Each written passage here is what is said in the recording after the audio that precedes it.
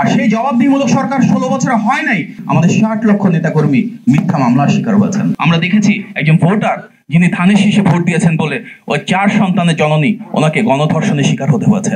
মহাসচিব আমাদের সবার নেতা অ্যাডভোকেট রুহুল কবির ভাইকে, যার দিকে আমরা সবসময় তাকিয়ে থাকতাম, এই যে ফ্যাসিবাদ বিরোধী যে 16 বছরের সুদীর্ঘ সংগ্রাম, আমরা যে কণ্ঠের দিকে তাকিয়ে থাকতাম, যার বক্তব্য, যার বিবৃতি সারা বাংলাদেশকে আন্দোলন সংগ্রামে দিক নির্দেশনা দিয়েছে, ঐক্যবদ্ধ দিয়েছে, আমাদের সেই নেতা আজকে ওনার সামনে দাঁড়িয়ে কথা বলতে যাচ্ছি, এটা অনেক বড় সৌভাগ্য আমাদের জন্য।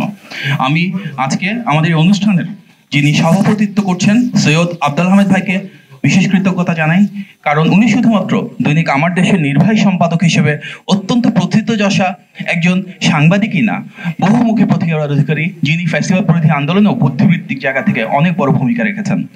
আমাদের এখানে আজকে বিশেষ আলোচক হিসেবে উপস্থিত রয়েছেন আমার অত্যন্ত সম্মানিত দুজন বড় ভাই, ব্যারিস্টার নাসিরউদ্দিন আহমেদ অসীম ভাই। অনেক দীর্ঘকাল ধরে যিনি আমাকে একজন বড় ভাইয়ের মতো আগলে রেখেছেন, সহযোগিতা করেছেন। আজকে তিনি শুধুমাত্র আমাদের আন্তর্জাতিক বিষয় সম্পাদকও না, ইন্টারন্যাশনাল কমিউনিটিতে ডিফারেন্ট প্ল্যাটফর্ম থেকে কাজ করছেন, ভূমিকা রাখছেন। রয়েছেন আজিজুল বারী হেলাল ভাই, আমাদের বিএনপির তথ্য বিষয়ক সম্পাদক, অত্যন্ত জনপ্রিয় আরো একজন সাবেক ছাত্রনেতা, যিনি তৃণমূল থেকে সর্বোচ্চ পর্যায় পর্যন্ত বিশাল ভূমিকা রেখেছেন। আমাদের মাঝে রয়েছেন আসাদুল করিম শাহিন ভাই, যিনি ঢাকা কলেজের সাবেক ছাত্রনেতা ছিলেন, বিএনপি সহপ্রচার সম্পাদক হিসেবে ভূমিকা রেখে যাচ্ছেন। এবং বিশেষ ধন্যবাদ জানাই, অত্যন্ত আন্তরিকভাবে আমাকে পরিচিত করে দিয়েছেন আমার প্রিয় ভাই সঞ্চালক যিনি ফরিদুদ্দিন আহমেদ ভাই প্রতি। এখানে উপস্থিত যারা রয়েছেন এনআরএফ এর, আপনাদের এর আগেও আমি প্রোগ্রামে এসেছি, এই যে খুবই রিলেভেন্ট বর্তমান জীবনে যেটা আমাদের সবার জন্য খুব প্রয়োজনীয় যে সমস্যাগুলো, সেগুলো নিয়ে প্রায় আলোচনার উদ্ভব হয়, এগুলো বাংলাদেশকে সামনের দিকে এগিয়ে নিয়ে যাওয়ার জন্য অনেক বেশি প্রয়োজনীয়। আজকে আমরা যেখানে আমাদের টাইটেলের দিকে তাকাই যে ফ্যাসিবাদ বিরোধী মিথ্যা মামলা 60 লক্ষ আসামি, পৃথিবীতে অনেক দেশ আছে যেখানে হয়তো 60 লক্ষ মানুষও নাই, কিন্তু আমাদের 60 লক্ষ শুধুমাত্র আসামি। এর একটাই কারণ যে আমাদের এই যে সুবিশাল দল, তারপরে প্রতিটি অ্যাক্টিভ নেতাকর্মী এমন একটি বাংলাদেশ চেয়েছিল যেখানে গণমানুষের অধিকার থাকবে, স্বাধীনতা থাকবে, স্বচ্ছ এবং জবাবদিহিমূলক একটা সরকার ব্যবস্থা গড়ে উঠবে, এবং তার একমাত্র উপায় গণতান্ত্রিক প্রক্রিয়ায় গণমানুষের ভোটের অধিকার প্রতিষ্ঠা। সুতরাং গণমানুষের স্বাধীনতা এবং অধিকার প্রতিষ্ঠার জন্য, একটা সার্বভৌম বাংলাদেশ প্রতিষ্ঠার জন্য আমাদের যে সুদীর্ঘ সংগ্রাম, তার কারণেই কিন্তু আমাদের 60 লক্ষ নেতাকর্মী মিথ্যা মামলার শিকার হয়েছেন। আমাদের এখানে যে সিনিয়র নেতৃবৃন্দ রয়েছেন, আপনারা যদি ওনার প্রত্যেকের জীবনের দিকে তাকান, গত 16 বছরে যে সংগ্রামী ভূমিকা ওনাদের ছিল, নিজেদের পরিবার পরিজন ছেলে প্রতিটা মুহূর্তে দেশের জন্য, বিজলি ভাই যে ত্যাগ, অসীম ভাই যে ত্যাগ, হেলাল ভাই যে ত্যাগ, প্রত্যেকের কিন্তু এই ধারাবাহিকতায় একটা বিএনপি জাতীয়তাবাদী আদর্শের প্রতিনিধি হিসেবে আমাদের সামনে ওনারা উজ্জ্বল দৃষ্টান্ত স্থাপন করেছেন। বিএনপি সেই দল যেটা তৃণমূল থেকে সর্বোচ্চ পর্যায়ে, ফ্যাসিবাদের প্রথম 15 বছরে এমন অনেক বিষয় ঘটেছে যেটা বাংলাদেশের আর কোনো রাজনৈতিক দলের সাথে ঘটে নাই। আমাদের অনেক নেতাকর্মী রয়েছেন যাদেরকে গুম করা হয়েছে, সবচেয়ে বেশি, হাজারের বেশি নেতাকর্মী। আমাদের বর্তমান স্ট্যান্ডিং কমিটির সদস্য সালাউদ্দিন ভাই সহ ইতিপূর্বে আমাদের এমপি ছিলেন ইলিয়াস আলী ভাইয়ের কথা আপনারা সবাই জানেন। আপনারা এমন অনেক নেতাকর্মী রয়েছেন একদম তৃণমূল থেকে সর্বোচ্চ পর্যায় পর্যন্ত, যাদেরকে রাজনৈতিকভাবে মোকাবেলা করতে না পেরে আওয়ামী লীগ গুম করেছে। আজকের এই রিপোর্ট এসেছে আমার দেশ পত্রিকায়, আমরা দেখলাম বিএনপি 4771 জন নেতাকর্মী শহীদ হয়েছেন ফ্যাসিবাদ বিরোধী আন্দোলনে। এটা সুবিশাল সংখ্যা। আমরা শুধু সবচেয়ে বড় রাজনৈতিক দল না, সবচেয়ে বেশি মানবতা লঙ্ঘনের শিকার রাজনৈতিক দল। আমরা শুধু সবচেয়ে বেশি সমর্থকের দল না, সবচেয়ে বেশি মজলুম মানুষের দল। এই কারণেই আমাদের শুধু 60 লক্ষ নেতাকর্মী মিথ্যা মামলার শিকারী হন নাই, আমাদের এই বিএনপিরই কিন্তু আপনারা নিশ্চয়ই ভুলে যান নাই নুরুজ্জামান জনের কথা, যার বুকে 15টি গুলি করার মাধ্যমে তার তাজা রক্তে সিক্ত হয়েছিল ঢাকা। একজন মানুষকে মারতে কিন্তু একটার বেশি গুলি লাগে না, 15টা গুলি করা হয়েছিল ভয়ের একটা ত্রাস সৃষ্টি করার জন্য। আপনাদের নিশ্চয়ই নুরুর কথা মনে আছে, চট্টগ্রামে, যার হাত পা চোখ বেঁধে লাশ ভাসিয়ে দেওয়া হয়েছিল কর্ণফুলী নদীতে।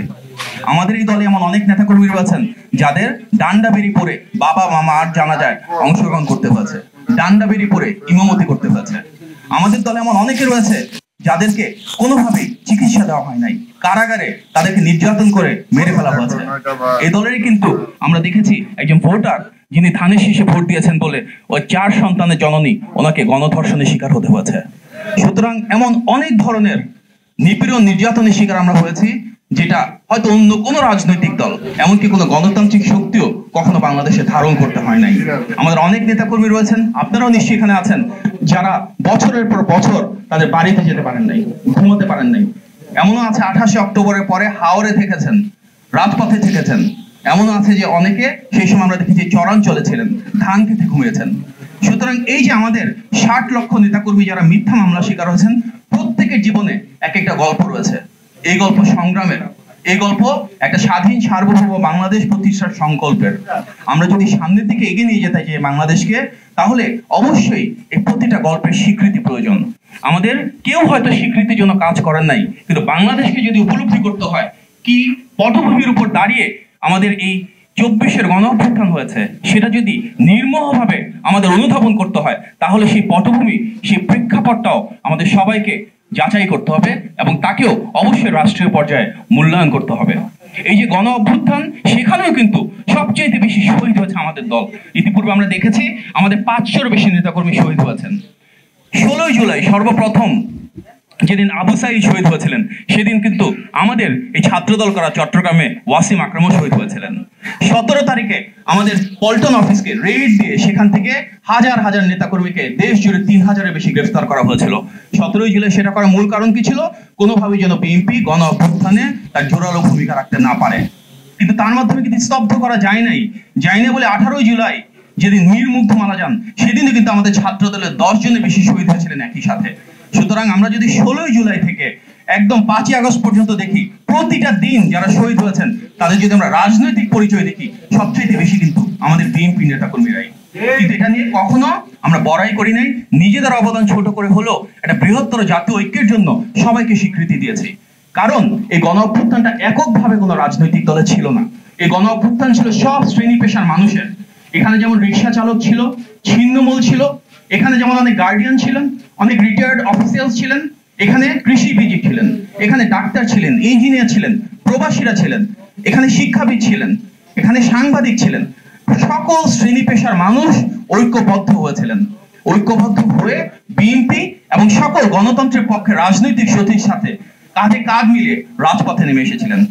এবং ইতিহাস সাক্ষ্য দেয়, প্রথম 15 বছরে বিএনপি ফ্যাসিবাদ বিরোধী যে আন্দোলন করেছে, দুর্বার আন্দোলন, অনিঃশেষ ত্যাগ সংগ্রাম করেছে, এত কিছু করার পরও সরকারের পতন হয়নি। তার একটাই কারণ, কোন দেশে কোন গণতান্ত্রিক বিরোধী দল এককভাবে কোন ফ্যাসিবাদী সরকারের পতন ঘটাতে পারে নাই। যখন একটি ফ্যাসিবাদী সরকারের বিরুদ্ধে একটি গণতান্ত্রিক রাজনৈতিক দল থাকে, তখন তার সকল শ্রেণী পেশার মানুষের অংশগ্রহণের মাধ্যমে একটা গণ অভ্যুত্থানের প্রয়োজন হয়। সেটাই কিন্তু আমরা 2024 সালে জুলাই এবং আগস্টে দেখেছি, যেখানে ঠিক গত 15 বছর মতন দিন এবং যুগপৎ আন্দোলনের শরিক সব রাজনৈতিক দল মাঠে ছিল, তার সাথে সব শ্রেণী পেশার মানুষেরা, আমাদের বিরোচিত ছাত্ররা নেমে এসেছিলেন এবং আমরা সবাই মিলে কাঁধে কাঁধ মিলিয়ে এই ফ্যাসিবাদের পতন ঘটিয়েছি। সুতরাং উপস্থিত সুধীবৃন্দ, আমাদের এই গণ অভ্যুত্থান এককভাবে যেমন কোনো রাজনৈতিক দলের না, এককভাবে কোনো গোষ্ঠীর না, এটা এমন একটি অর্জন যেখানে একদিকে ছিল বাংলাদেশ, আরেকদিকে ছিল ফ্যাসিবাদ। সুতরাং ফ্যাসিবাদের বিরুদ্ধে পুরো বাংলাদেশ এক হয়েছিল। তবে সেখানে মূল নেতৃত্ব যদি আমরা বলি, সবচেয়ে বেশি শহীদের সংখ্যা, সবচেয়ে বেশি সমর্থকের সংখ্যা, রাজপথে নেমে আসা সবচেয়ে বেশি নেতাকর্মীর সংখ্যা, সেটা বিএনপি। এবং সবচেয়ে বড় রাজনৈতিক দল হিসেবে, সবচেয়ে বড় জনপ্রিয় রাজনৈতিক দল হিসেবে বিএনপি সেই দায়িত্বটা পালন করেছে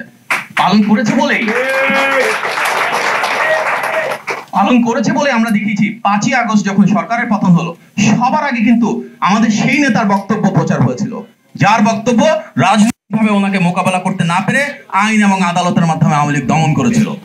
কারণ কি, আমাদের নেতা বিএনপির ভারপ্রাপ্ত চেয়ারম্যান তারেক রহমান, আপনারা দেখেছেন শুধুমাত্র পাবলিকলি ওনার বক্তব্য বিবৃতিতে উনি কিভাবে ওনার ফেসবুক এবং টুইটার মাধ্যমে সারা বাংলাদেশকে একত্রিত করেছিলেন, কিন্তু তার পেছনেও উনি সম্ভবত এই 3 বা 4 ঘন্টা ঘুমানোর বাইরে পুরোটা টাইম বাংলাদেশের জন্য কাজ করেছেন। কারণ রিজভী ভাই আছেন, উনি দেখেছেন ওনার কিভাবে রিজভী ভাইয়ের নির্দেশনা এবং নেতৃত্বে তারেক রহমানের নেতৃত্ব বাংলাদেশে উনি পৌঁছে দিয়েছিলেন। সুতরাং আমরা যখন একটা নির্মোহ জরিপের মাধ্যমে, পর্যালোচনার মাধ্যমে এই গণ অভ্যুত্থান কিভাবে হলো, তার প্রেক্ষাপট গত 15 বছরে কিভাবে তৈরি হলো, সেটা তৈরি করতে পারবো, তখনই আমরা গণ অভ্যুত্থানের আকাঙ্ক্ষাটাকে ধারণ করতে পারবো। আর সেই গণ অভ্যুত্থানের আকাঙ্ক্ষা ছিল কি? সংবিধানের সংশোধন না, গণ অভ্যুত্থানের আকাঙ্ক্ষা ছিল এমন একটা সরকার যেটা জবাবদিহিমূলক হবে। আর সেই জবাবদিহিমূলক সরকার 16 বছরে হয় নাই, কারণ পরপর 3টা নির্বাচন হয়েছে, একটা বিনা ভোটের নির্বাচন, একটা নিশিরাতের নির্বাচন, আর একটা ডামি নির্বাচন। যে নির্বাচনকে নামে নির্বাচনে পাঠিয়ে সেখানে গণমানুষের ভোটের অধিকারকে নিয়ে ফ্যাসিবাদ কায়েম করা হয়েছে। তার মানে ফ্যাসিবাদের মৌলিক কারণ সংবিধান সংশোধন ছিল না, ফ্যাসিবাদের মৌলিক কারণ ছিল ভোটের অধিকার হরণ করা। আমরা যদি সেই বাংলাদেশ গড়ে তুলতে চাই, আমাদের সেই এমন একটা নির্বাচন প্রয়োজন, এমন একটা সরকার প্রয়োজন যার জনগণের ম্যান্ডেট থাকবে, সেই নির্বাচিত সরকারে জনগণের আকাঙ্ক্ষার প্রতিফলন ঘটবে। আজকে যে জাতীয় ঐক্যের কথা বলা হচ্ছে, সেই জাতীয় ঐক্য কিন্তু সবার আগে আমাদের অ্যাক্টিং চেয়ারম্যান জনাব তারেক রহমানের নেতৃত্বে হয়েছিল। সেই জাতীয় ঐক্যের কারণেই কিন্তু আমরা 2023 সালে যুগপৎ আন্দোলনের শরিক সকল রাজনৈতিক দল এক হয়ে সেই ঐতিহাসিক আমাদের 31 দফা পেয়েছিলাম ওনার কাছ থেকে। আজকে যে সংস্কার নিয়ে কথা বলা হচ্ছে, সকল সংস্কারের প্রেক্ষাপট কিন্তু সেই 31 দফা। বাংলাদেশে যতগুলো যৌক্তিক বাস্তবসম্মত সংস্কারের কথা বলা হচ্ছে, প্রায় প্রত্যেকটা আমাদের 31 দফা থেকে এসেছে। সুতরাং বর্তমান বাংলাদেশের প্রেক্ষাপটে যে কোনো সংস্কার প্রস্তাবনার প্রধান প্রস্তাবক এবং ধারক আমাদের এই দল বিএনপি। এই সংস্কারের জন্য কিন্তু আমাদের নেত্রী দেশনেত্রী বেগম খালেদা জিয়া 2016 সালে সর্বপ্রথম ভিশন 2030 প্রণয়ন করেছিলেন। কারণ তখনই তিনি উপলব্ধি করেছিলেন যে আমাদের যে গুম খুন হামলা মামলার উপর যে সংগ্রাম যাচ্ছে, একদিন এই ফ্যাসিবাদের পতন ঘটবে এবং পরবর্তীতে অবশ্যই জনগণের ভোটের অধিকার প্রতিষ্ঠা হলে ভেঙে পড়া এই রাষ্ট্র কাঠামো মেরামতের দায়িত্ব বাংলাদেশের সবচেয়ে বড় এবং জনপ্রিয় রাজনৈতিক দল হিসেবে বিএনপি পালন করবে ইনশাআল্লাহ। সেই বিশ্বাস, সেই আস্থা থেকে আমাদের নেত্রী ভিশন 2030 প্রণয়ন করেছিলেন, আমাদের নেতা 31 দফা প্রণয়ন করেছিলেন এবং সে কারণেই কিন্তু এটা জানতো বলেই আওয়ামী লীগ আমরা দেখেছি কিভাবে ওনাদের উপর আঘাত নেমে এসেছিল। আমাদের নেত্রীকে চিকিৎসা থেকে বঞ্চিত করা হয়েছে, আমাদের নেত্রীকে ধরে নিয়ে কিভাবে আমরা দেখেছি যে ওনার স্মৃতি বিজড়িত বাড়িকে উচ্ছেদ করা হয়েছে, ওনাকে নিয়ে মামলা থেকে ভয়াবহ যেসব সাজানো মামলা ছিল সেখানে অ্যারেস্ট করে রাখা হয়েছে বছরের পর বছর ধরে প্রাপ্য চিকিৎসা থেকে দূরে রেখে। আমরা দেখেছি কি আমাদের নেতা জনাব তারেক রহমানকে রাজনৈতিকভাবে মোকাবেলা করতে ব্যর্থ হয়ে ওনাকে আইন আদালতের মাধ্যমে ওনার বাক স্বাধীনতা কেড়ে নেওয়া হয়েছে। এটাও নজিরবিহীন। শুধুমাত্র ওনাকে না, ওনার স্ত্রীকে, একটা অত্যন্ত জনপ্রিয় চিকিৎসক, ওনাকে ওনার চাকরি থেকে চ্যুত করা হয়েছিল। আমরা দেখেছি তারেক রহমানের শাশুড়িকেও মিথ্যা মামলা থেকে রেহাই দেওয়া হয় নাই। জনাব তারেক রহমানের ভাইকেও এদেশের জন্য, এদেশের গণতন্ত্রের জন্য জীবন দিতে হয়েছে। আজকে আমরা যে এখানে যারা রয়েছে, গণতন্ত্রের পক্ষে প্রতিটি মানুষের জীবনে একটা গল্প রয়েছে, হয়তো এক একজনের এক এক রকম। এই গল্প সংগ্রামের, এই গল্প ত্যাগের, এই গল্প বাংলাদেশের প্রতি মমত্ববোধ এবং দেশপ্রেমের। তবে এই প্রতিটি গল্পের হয়তো আবর্তন গিয়ে যে পরিবারের উপর পড়ে, সেটা হচ্ছে জিয়া পরিবার। বাংলাদেশের ইতিহাসে সবচেয়ে বেশি ত্যাগ যারা এই দেশের স্বাধীনতা, সার্বভৌমত্ব এবং গণতন্ত্রের জন্য করেছেন। আর সেই গণতন্ত্র তখনই প্রতিষ্ঠা হবে যখন জনগণের ভোটের অধিকার আসবে এবং আমরা সবাই ইনশাআল্লাহ আমাদের নেতা এবং নেত্রী প্রণীত 31 দফার আলোকে আবারও সেই উন্নয়ন এবং উৎপাদনের রাজনীতি নিশ্চিত করব, স্বাধীন এবং সার্বভৌম বাংলাদেশ প্রতিষ্ঠা করব এবং সুনিশ্চিত করব আমরা স্বাধীন দেশে স্বাধীন নাগরিক হিসেবে রাষ্ট্রীয় মালিকানা জনগণ হিসেবে ফেরত পাই ইনশাআল্লাহ। আসুন সেই বাংলাদেশে আমরা সবাই ফেরত যাই এবং ইনশাআল্লাহ কাঁধে কাঁধ মিলিয়ে গণতান্ত্রিক বাংলাদেশে 31 দফার আলোকে একটি জনসম্পৃক্ত এবং জনবান্ধব সরকার প্রতিষ্ঠা যার যার জায়গা থেকে ভূমিকা রাখে ইনশাআল্লাহ। ধন্যবাদ। আসসালামু আলাইকুম।